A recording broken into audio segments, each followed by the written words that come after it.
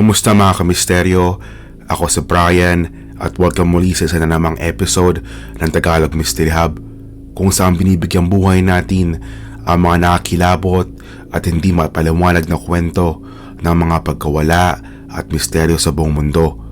Sa video ito, tatalakayin natin ang isang sikat na kaso mula sa serye ng Missing 411. Ito ang kwento ng 6 na taong gulang na si Dennis Martin na misteryosong nawala sa Great Smoky Mountains National Park noong 1969.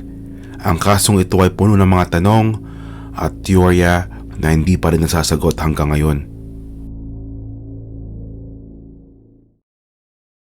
Noong Hunyo 14, 1969, si Dennis Martin ay nasa isang camping trip kasamang kanyang ama na si William Martin, kanyang lolo at ang kanyang kapatid sa isang lugar sa Great Smoky Mountains National Park sa Tennessee.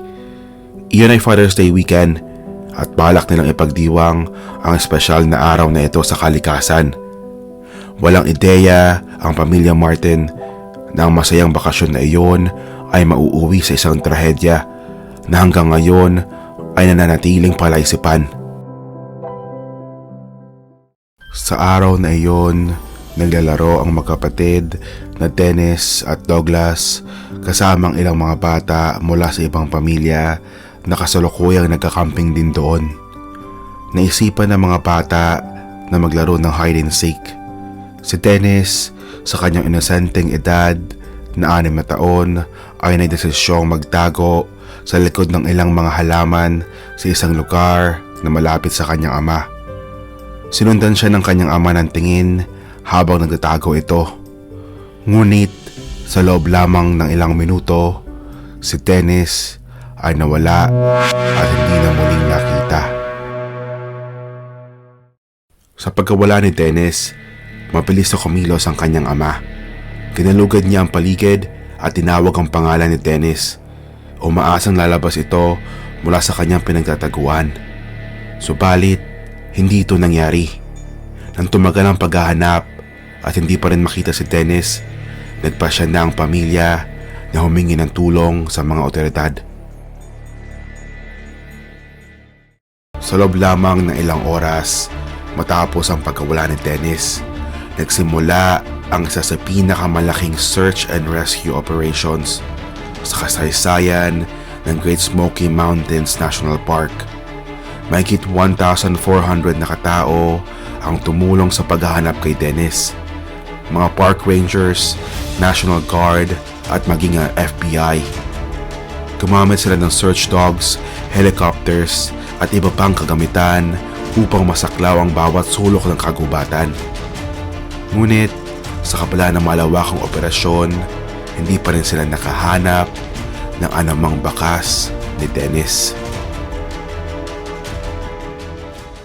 Nagkaroon pa ng malakas na ulan nung gabing iyon, na lalo pang nagpahirap sa paghahanap dahil natabunan ng mga posibleng bakas ng paa at iba pang ebidensya.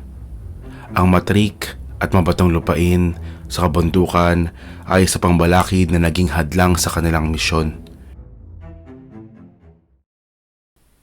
Ang Spence Field kung saan nawala si Dennis ay makikita sa mataas na bahagi ng bundok.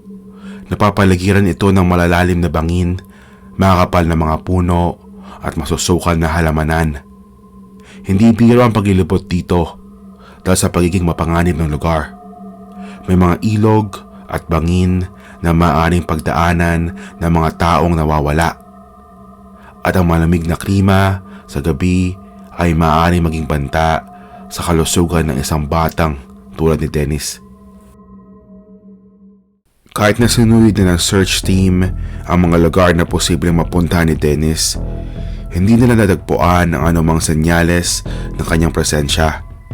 Ang kasong ito ay nakapagtataka hindi lamang dahil sa pagkawala ng bata, kundi pati na rin sa kawalan ng kahit isang bakas. Wala man ng damit, sapatos o anumang gamit na naiwan si Dennis. Habang patuloy ang pag-usad ng search operation, lumitaw ang iba't ibang teorya at mga pahayag mula sa ilang saksi. Ang pinaka nakakilabot sa lahat ay ang pahayag ng isang pamilya na nasa parehong parke nung araw na pagkawala ni Dennis, ang Key family. Ang Key family ay nagsabing nakita sila ng isang kakaibang lalaki na tila may dalang bagay na nakasabit sa kanyang balikat na tumatakbo pababa ng bundok. Nasa loob sila ng campsite na mapansin nila ang kakaibang kilos ng lalaki. Isang teorya ang nabuo na maaaring may kinalaman ang lalaking ito sa pagkawala ni Dennis. Ngunit dahil sa kakulangan ng konkretong ebidensya, ang lalaking ito ay hindi naimbestigahan ng maayos. Isa pa sa mga teorya ay maaaring nakagat siya ng mabangis na hayop tulad ng isang oso, o kaya naman ay nahulog siya sa isang bangin at natabunan ng mga halaman. Gayunpaman, walang sapat na ebidensya na sumusuporta sa mga ito. Sa kadahilanang hindi masagot ang pagkawala ni Dennis, ito ay sinama ni David Paulides sa kanya Missing 411 series. Ang Missing 411 ay isang serye ng mga misteryosong pagkawala sa mga national parks at wilderness areas sa buong mundo. Ayon kay Paulides, may mga pattern na makikita sa mga pagkawala ng mga bata at matatanda sa mga lugar na ito na tila hindi maipaliwanag ng lohay katagham. At kung bakit tila nawawala ng walang bakas ang mga tao sa ilang mga lugar sa mga national park. May mga teorya na tila may kinalaman ng supernatural, alien abduction, o kaya naman ay mga grupo ng wildmen o kakaibang tao na nakatira sa kabundukan. Sa kaso ng Dennis Martin, tila marami pa rin nagtataka kung ito ay simpleng aksidente lamang o kung may mas misteryosong pwersa ang nasa likod ng kanyang pagkawala.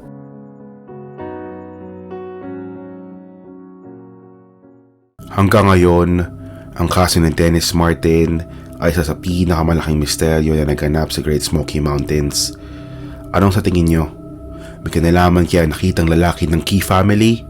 O ito ba ay bahagi ng mas malalim na kwento ng Missing 411? I-comment nyo ang inyong mga opinyon at mga teorya tungkol sa kaso ng Dennis Martin sa ibaba. Kung nagustuhan nyo ang kwentong ito at nais pa makarinig ng iba pang Missing 411 cases, ipaalam nyo sa akin sa comments. Marami pang ganitong klaseng kwento ang handa kong ibahagi sa inyo dito lang sa Tagalog Mystery Hub. Huwag kalimutang mag-subscribe, i-like ang video na ito at i-share sa mga kaibigan nyo ang mahilig sa mga kakaibang kwento. Ako si Brian at maraming salamat sa panonood. Hanggang sa muli, paalam.